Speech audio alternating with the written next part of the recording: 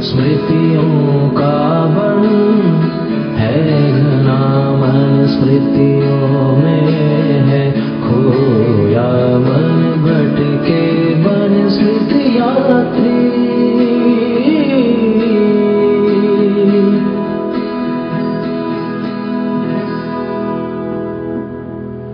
बचपन के जिन दूर के रिश्ते परंतु हृदय के निकट के बड़े भाइयों के संग पतंग उड़ाते थे, उनसे कई वर्षों पश्चात भेंट होना कितना सुखद अनुभव होता है, नहीं?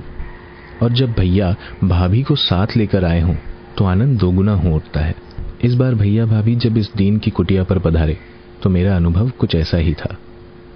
कुछ युगल ऐसे होते हैं जिन्हें देखकर प्रेम पर फिर विश्वास जीवंत हो उठता है। निर्जन मरुस्थल से हृदय में भी नेह के बादल अपना डेरा डाल ही लेते हैं। मेरे ये भैया और भाभी कुछ ऐसे ही हैं।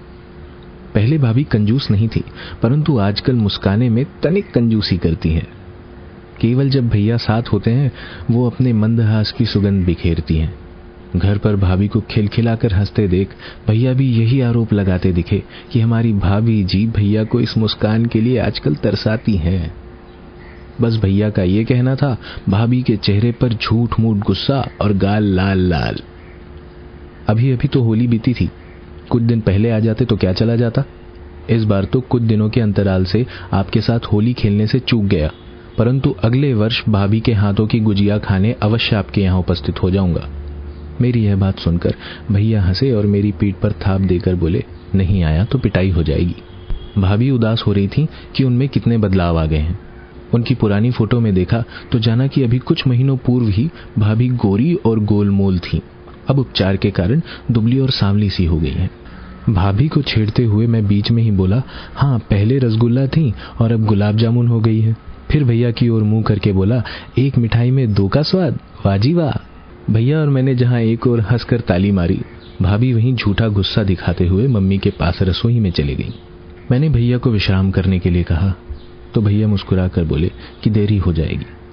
शीघ्र ही भैया फिर चिकित्सालय की ओर निकल लिए। अंग्रेजी में नाम तो बड़ा भारी सा प्रतीत होता है, परंतु मेरी मानिए नाम बड़े और दर्शन छोटे वाली ही बात है। अभी कुछ ही महीनों पूर्व भाभी ने जुतिया कर इस रोग को भगा दिया था, अब निर्लज्ज फिर लौट आया। मुझे पूर्ण रूपेण विश्वास है कि भाभी फिर इस मनहूस रोग को धोबी पछाड़ दे देंगी।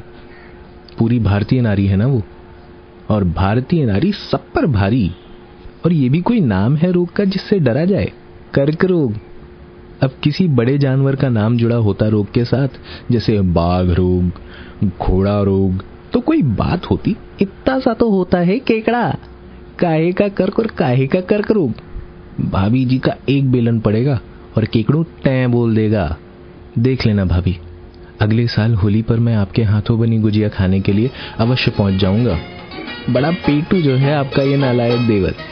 साची कहे तोरे आवन से हमरे, साची कहे तोरे आवन से हमरे, अंगना में आई बहार भौजी, अंगना में आई बहार भौजी।